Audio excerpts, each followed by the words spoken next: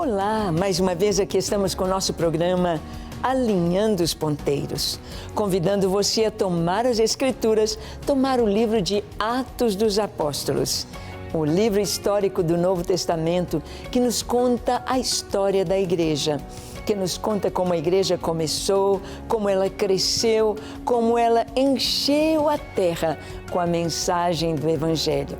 Sim, e nós vamos ver neste livro a caminhada, a trajetória de Paulo. São os dois grandes apóstolos que vemos, Pedro, até o capítulo 13, e depois vamos ver Paulo em suas viagens missionárias. No programa de hoje, veremos dentro dos últimos passos de Paulo na sua viagem missionária, na sua terceira e última viagem missionária, vamos ver Paulo em Cesareia. O que vai acontecer com Paulo na sua volta a Jerusalém? O que vai acontecer com o apóstolo Paulo retornando a Jerusalém depois da terceira viagem missionária, sua última viagem? Deixe o seu coração aberto para Deus lhe falar. Deus vai falar com você. E o programa Alinhando os Ponteiros já começou.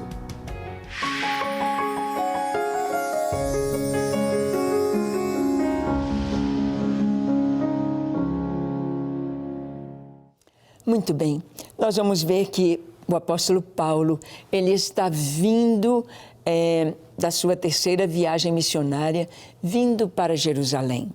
Paulo sempre fez isso.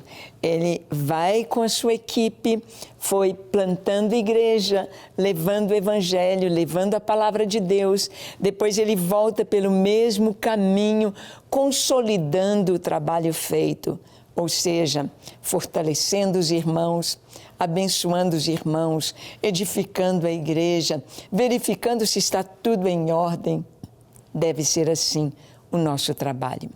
Deve ser assim na nossa família, deve ser assim com a nossa vida pessoal. A gente vai caminhando, a gente vai rompendo, a gente vai vencendo, a gente vai trabalhando, mas precisamos fazer um feedback. Como foi este ano?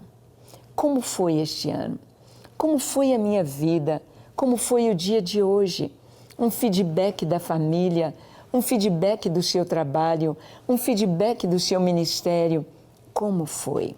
Assim, o apóstolo Paulo ia e assim ele voltava. E Paulo, em Cesareia, nós lemos em Atos capítulo 21, nós vamos ler dos versos 7 a 8.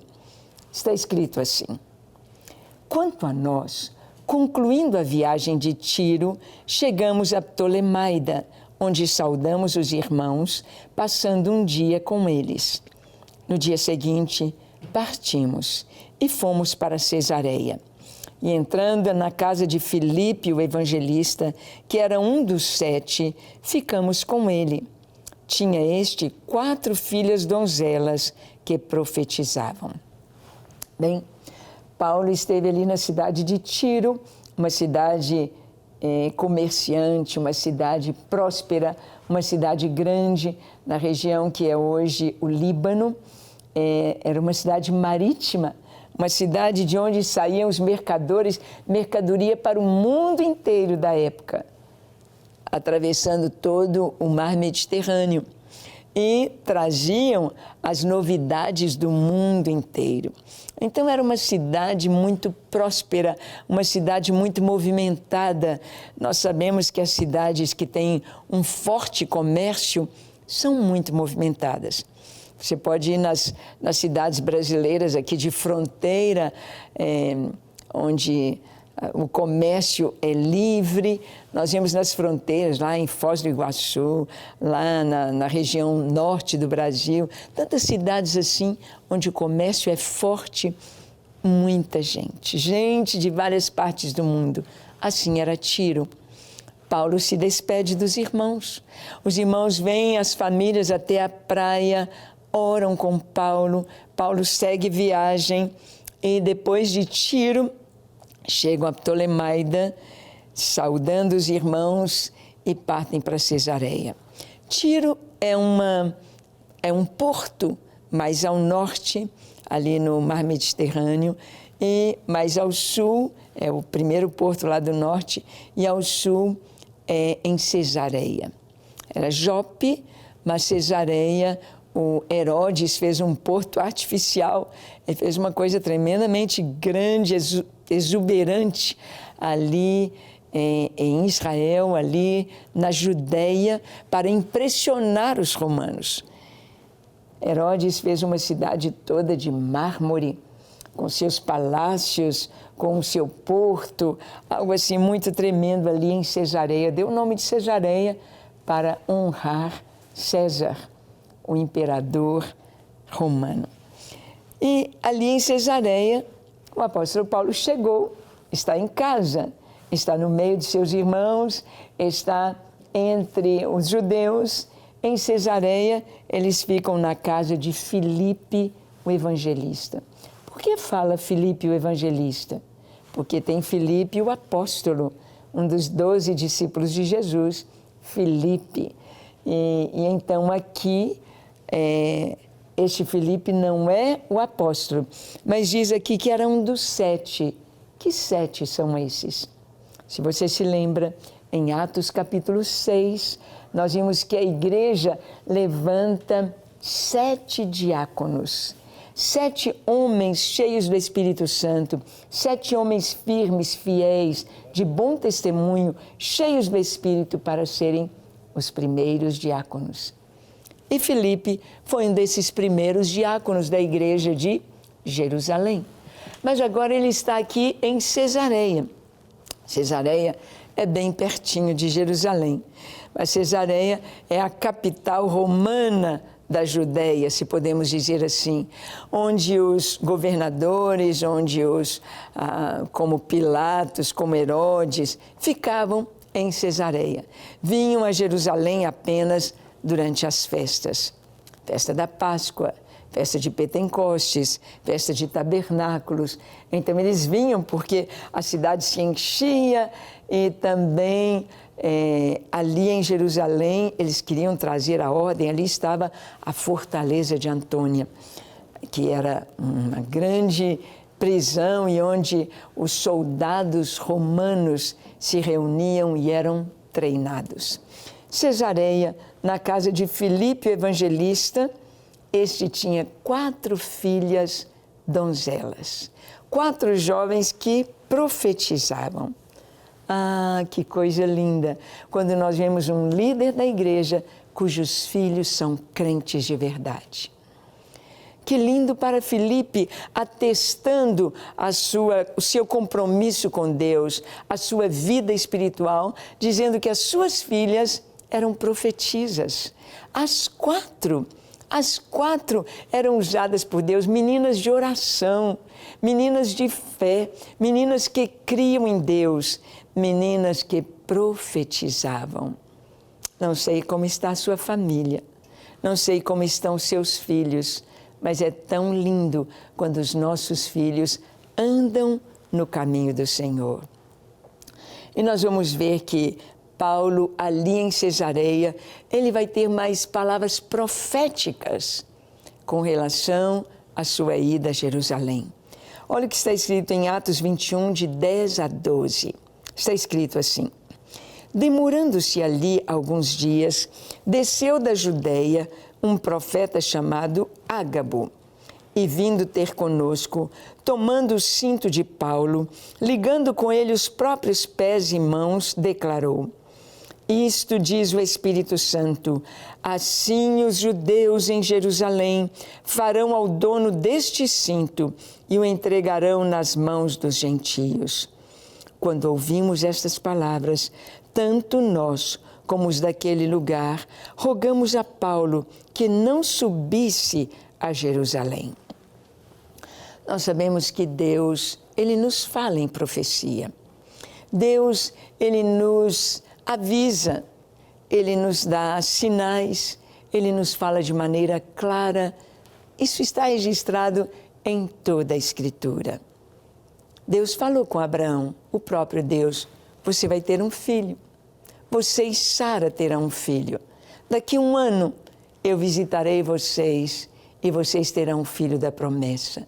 Abraão tinha 100 anos, Sara tinha 90. Eles riram, mas Deus disse, não há impossíveis para Deus. Foi uma palavra do que haveria de acontecer.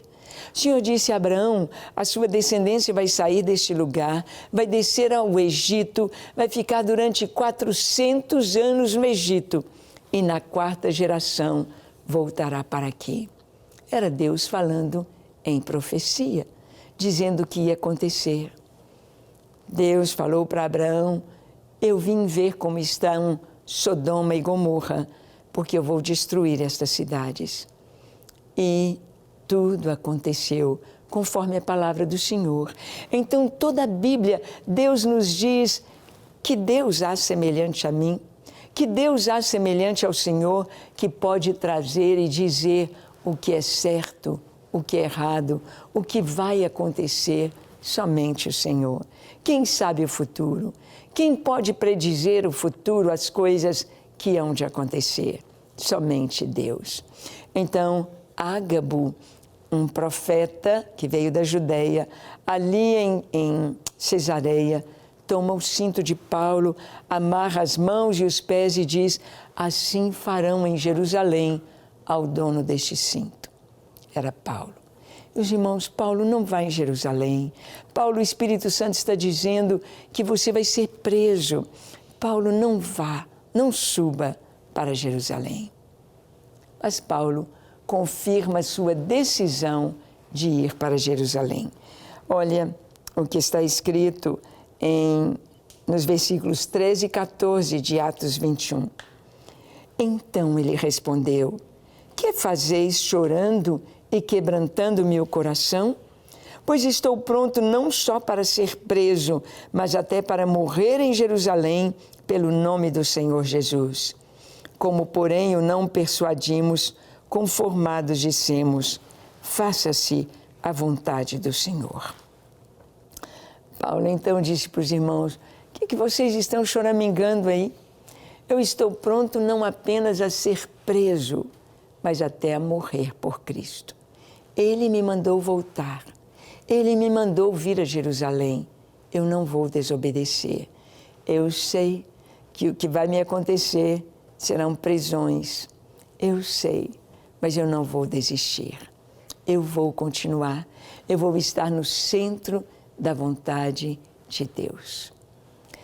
Muitas vezes a vontade de Deus, ela se contrapõe ao que nós gostaríamos.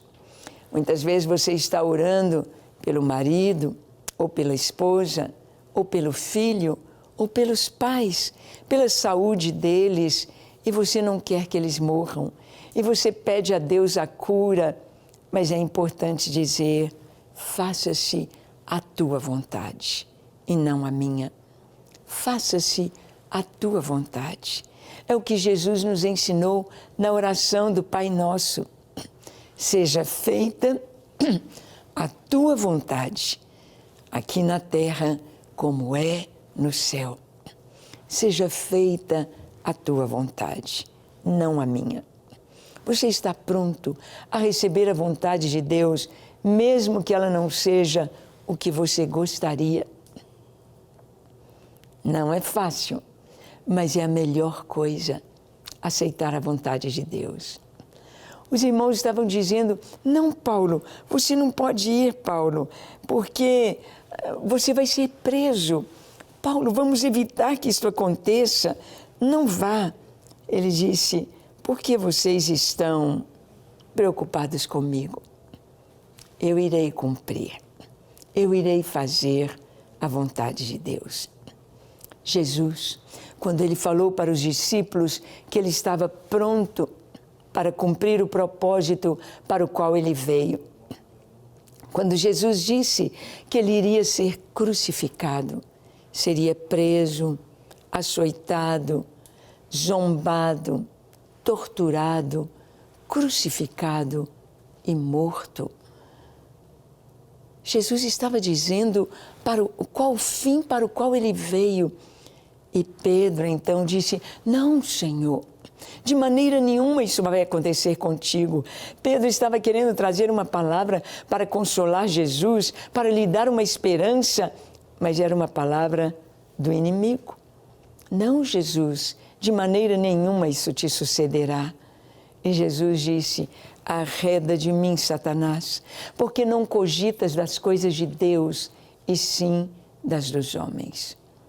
Muitas vezes, quando nós nos contrapomos à vontade de Deus, achando que, não, tudo que Deus quer é só coisa boa, é só a cura, é só coisas boas, só vitórias, maravilhas, não aceitando o que possa vir de negativo.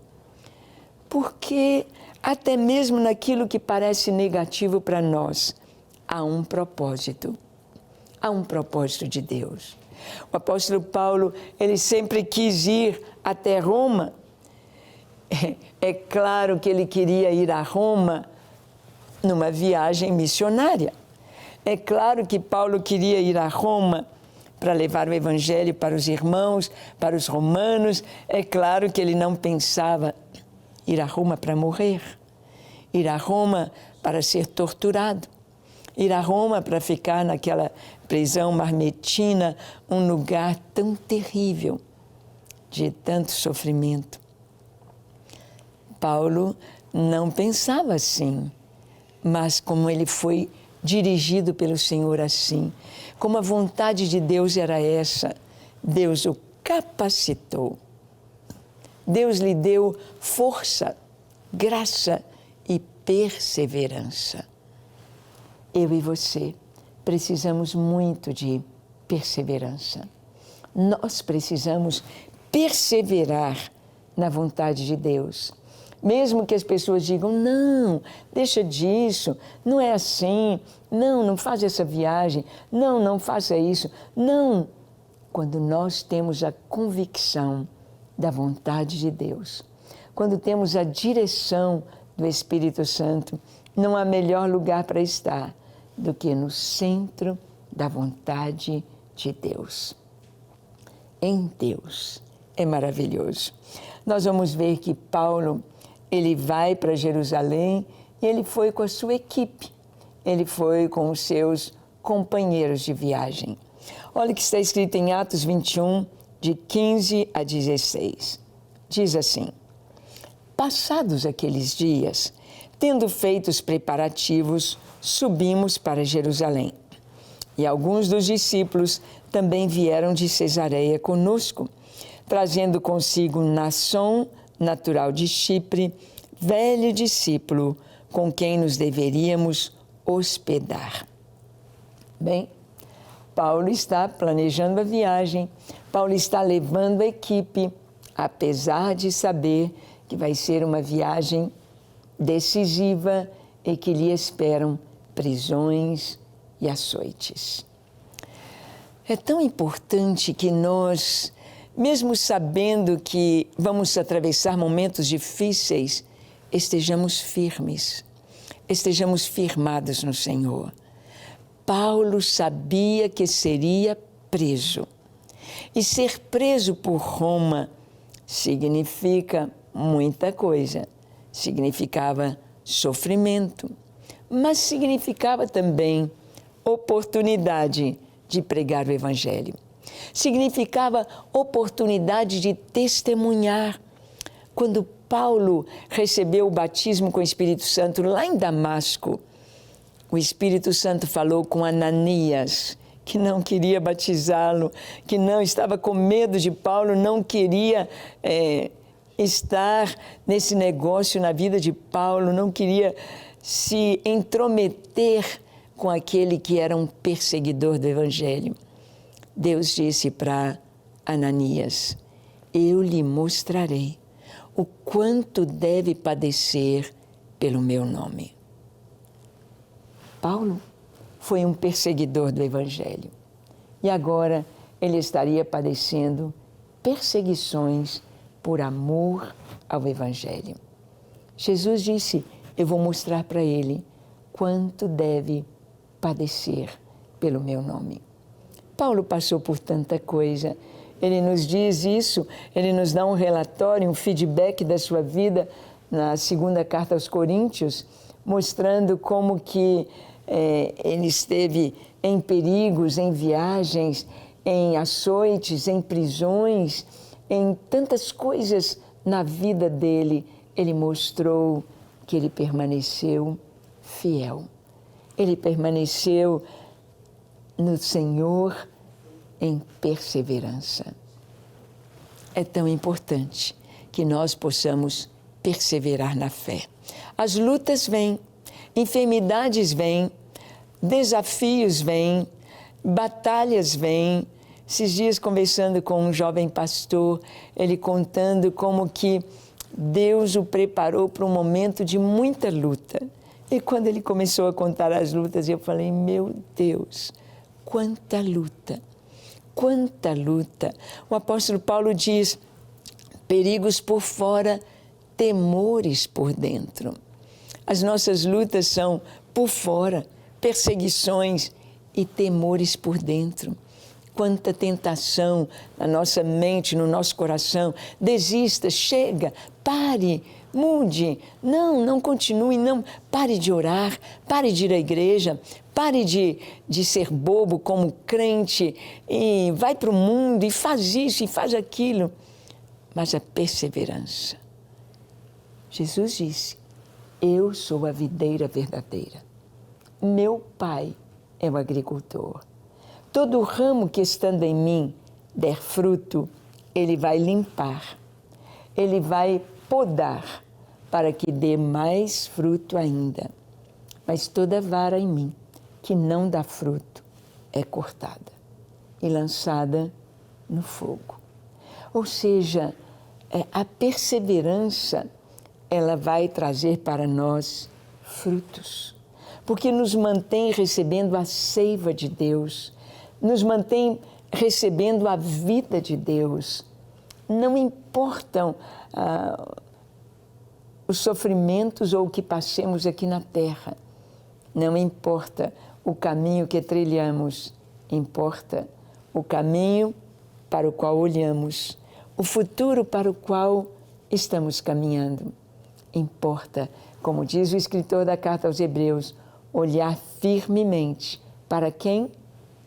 Para o autor e consumador da nossa fé, Jesus, o qual, em troca da alegria que lhe estava proposta, suportou a cruz, não fazendo caso da vergonha, da ignomínia, mas por causa da alegria que lhe estava proposta, suportou a cruz. E Deus lhe deu um nome que está acima de todo nome, o nome de Jesus, para que ao seu nome todo joelho se dobre e toda língua confesse que Jesus Cristo é o Senhor, para a glória de Deus Pai. Esta perseverança, é na nossa perseverança que está a nossa salvação, que está, podemos dizer, a maravilha da vida cristã, em perseverar. Não desista, não pare, continue. Paulo sabia que lhe esperavam em Jerusalém açoites, prisão, sofrimento por causa de Cristo. Mas ele disse, esta é a vontade do Senhor, eu vou. E o que Deus quer é que eu e você estejamos no centro da vontade de Deus. Você está? Você está no centro da vontade de Deus? Vamos orar? Feche seus olhos. Curve a sua fronte. Se for possível, se ajoelhe. Ore comigo dizendo, Senhor, eis-me aqui em Tua presença. Eu clamo a Ti pelo perdão dos meus pecados. Lava-me, limpa-me, santifica-me, transforma-me. Eu me entrego a Ti para ser inteiramente Teu e viver na Tua presença todos os dias da minha vida. Perdoa, Senhor, os meus pecados. Lava-me e ficarei puro. Te entrego tudo que sou, tudo que tenho, toda a minha vida, para Te servir, Te amar, para estar no centro da Tua vontade, todos os dias da minha vida. Eu Te recebo como meu Senhor, como meu Senhor, o meu Salvador, o meu eterno Senhor. Te dou toda a glória, honra e louvor no nome de Jesus. Amém, amém e amém. Graças a Deus. Fique firme, persevere, vale a pena. Você vai ver. Deus te abençoe ricamente. Até o nosso próximo encontro, quando aqui estaremos compartilhando com você a palavra de Deus. Até lá.